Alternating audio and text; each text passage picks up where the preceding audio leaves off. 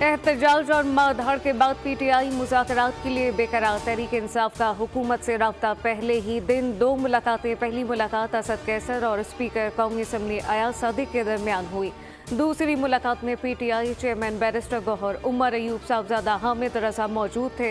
हुकूमती ज़राए ने दावा किया कि मुज़ाकरात बगैर किसी पेशगी शराइत के होंगे। मुज़ाकरात के लिए पार्लियामेंट का फोरम इस्तेमाल किया जाएगा।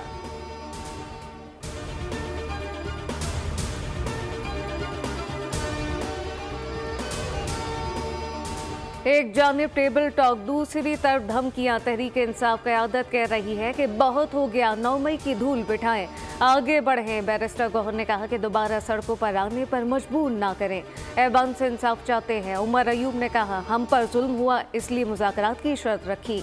वज़ीर कानून आज़म नज़ीर तारड़ ने कहा कि अपोजिशन लीडर ने लश्कर कशी छोड़कर पार्लियामेंट को तरजीह दी, इन्हें खुशामदीद कहते हैं।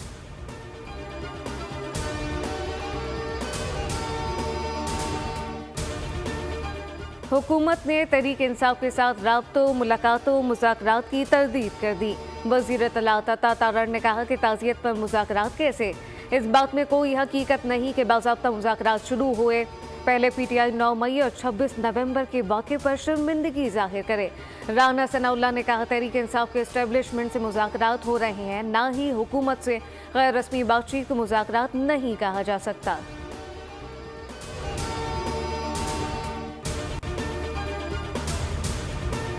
और अब तो मेरे जैसा मुफाहमत पसंद भी कुछ नहीं कर सकता। नायब वज़ीर आज़म इसहाक़ डार का सेनेट में इज़हार ख्याल। कहा कि 9 मई को आपने सारी रेड लाइन क्रॉस की, 24 नवंबर को आपने एक और 9 मई कर लिया।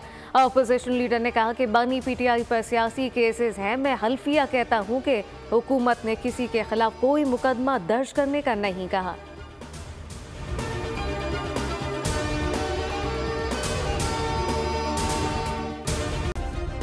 सब्सक्राइब करें और बेल दबाएं ताकि कोई खबर रह न जाए।